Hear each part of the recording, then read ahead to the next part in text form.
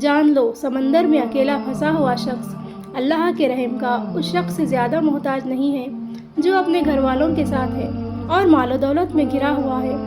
اگر آپ اس بات کو سمجھیں گے تو آپ کو پتہ چلے گا کہ ہم بھی اللہ کے اتنے ہی محتاج ہیں جتنا وہ ڈوبنے والا انسان ہے جس کے پاس اسے بچانے کے لیے اللہ کے سوا اور کوئی نہیں ہے۔ اگر ہم اس بات پر غور کریں تو ہمیں احساس ہوگا کہ ہم سب اپنے اپنے لحاظ سے اللہ کے رحم کے محتاج ہیں۔ اگر کوئی سمندر میں ڈوب رہا ہے تو وہ بھی اللہ کے رحم کا محتاج ہے، اور اگر کوئی بالکل سیف اپنی فیملی کے ساتھ ہے تو وہ بھی اللہ کے رحم کا محتاج ہے، کیونکہ یہ دونوں صورتیں آزمائش کی ہے۔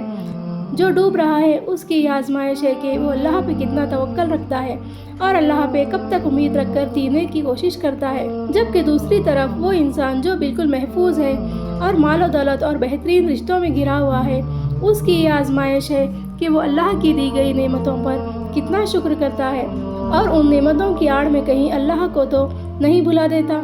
اسی لیے ہمیں ہر حال میں عاجز رہنا چاہیے اور ہر حال میں پر امید رہنا چاہیے۔ جیسے اس ڈوبنے والے انسان کے پاس اللہ کے سوا اور کوئی نہیں، ویسے ہی اس انسان کے پاس جس کے پاس سب کچھ ہے اللہ کے سوا اور کوئی نہیں، اور اللہ کی محتاجگی میں ہونا انسانوں کی محتاجگی سے بہت بہتر ہے۔ ہمارے پاس دنیا کی بڑی سے بڑی پاور ہی کیوں نہ ہو، پھر بھی ہم ہر قدم پر ہمیں اللہ کی ضرورت رہتی ہے۔ وہ کن فرمائے گا تو ہی ہماری پاور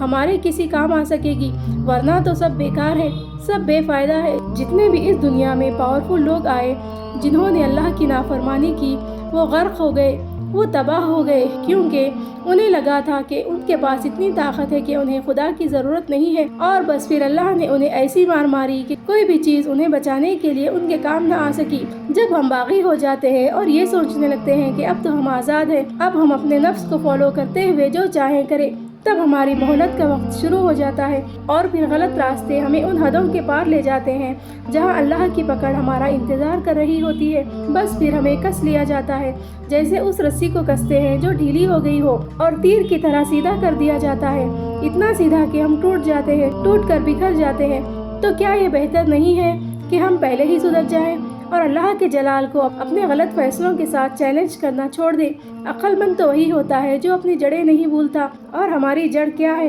کہ ہم مٹی ہے، اور مٹی میں بھی بھلا کوئی طاقت ہوتی ہے؟